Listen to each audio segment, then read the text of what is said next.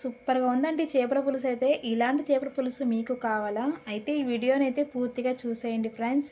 సూపర్గా ఉంది చేపల పులుసు అయితే మాత్రం. హాయ్ ఫ్రెండ్స్, అందరూ ఎలా ఉన్నారండి? బాగున్నారు కదా? ఈరోజైతే మన రెసిపీ వచ్చేసి చేపల పులుసు అండి. చేపల పులుసు అంటే చాలా ఇష్టం అందరికీ కూడా. అయితే చాలా రుచికరంగా ఉంటుంది. చేపల పులుసు అన్నంలోకైనా చపాతీలోకైనా మనం తినచ్చండి. చాలా అంటే చాలా బాగుంటుంది. అయితే మొదటిసారి నా ఛానల్ ఎవరైతే చూస్తున్నారో వారు సబ్స్క్రైబ్ చేసుకోండి, లైక్ చేయండి ఫ్రెండ్స్ నచ్చితే. అయితే చేపల పులుసు ఎలా చేయాలో చూసేద్దాం పదండి.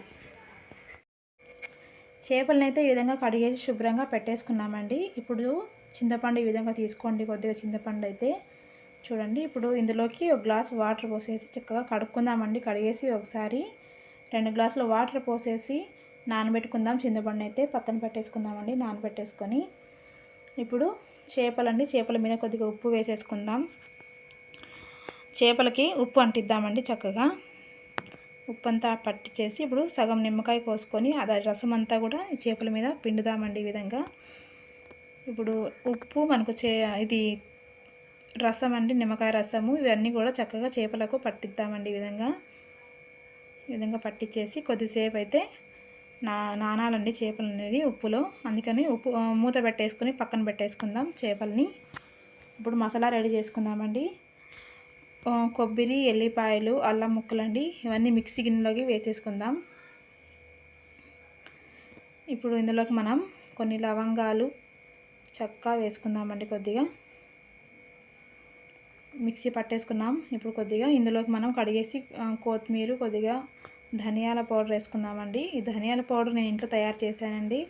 ఇది కూడా నేను వీడియో చేసి పెట్టాను, చూడండి కావాలంటే నా ఛానల్లోకి వెళ్ళి. ఇందులోకి ఒక ఎర్రగడ్డ కూడా వేసుకుందామండి, కట్ చేసేసుకొని.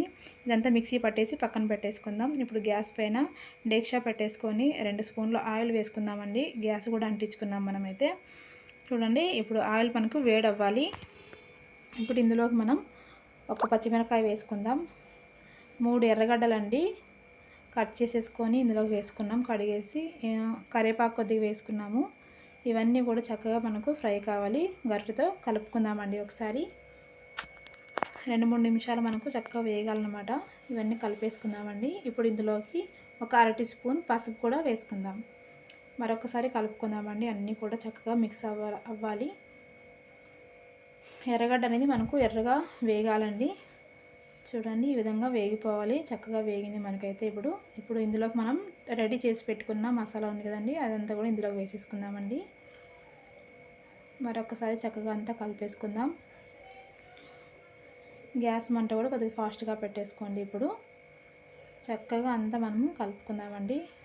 పచ్చివాసన అనేది అంతా పోతుంది మనకు, మసాలాలో ఉండే పచ్చివాసన.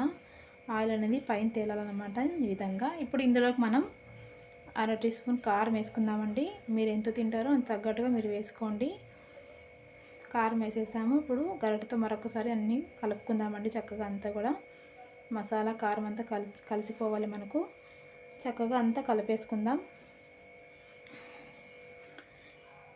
ఈ విధంగా ఫ్రై కావాలి మనకి. ఇదంతా కూడా ఆయిల్ పైకి రావాలన్నమాట, పచ్చివాసన పోతుంది. గ్రేవీ ఎంత ఫ్రై అవుతే మనకు మంచి టేస్ట్ వస్తుందన్నమాట. చూడండి ఈ విధంగా. ఇప్పుడైతే ఇందులోకి ఒక 3 టమాటాలండి చిన్నవి కట్ చేసుకొని ముక్కలుగా ఇందులో వేసేసుకుందాం. మరొకసారి కలుపుకుందాం. టమాటాలు కూడా చక్కగా మనకు ఫ్రై అవుతాయండి. ఇందులో వేసేసాము. ఇప్పుడైతే కొద్దిసేపు వేగనిద్దామండి.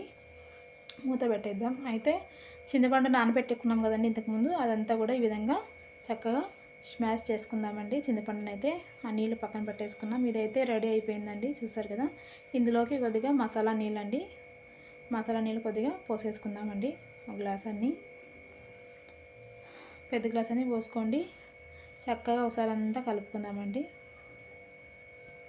ఇదంతా కూడా కలిపేసుకొని ఇప్పుడు ఇందులోకి మనం కలుపుకుందాం గరిటెతో చక్కగా అంతా కూడా. మూత పెట్టేసుకున్నామండి. ఇప్పుడు ఉడకడం స్టార్ట్ అయితే అయ్యిందండి మనకి. ఇదంతా కూడా చక్కగా చూస్తున్నారు కదా. ఇప్పుడు ఒకసారి ఇప్పుడంత ఉప్పు కూడా వేసేసుకున్నాము. అంతా కూడా చక్కగా కలుపుకుందాం.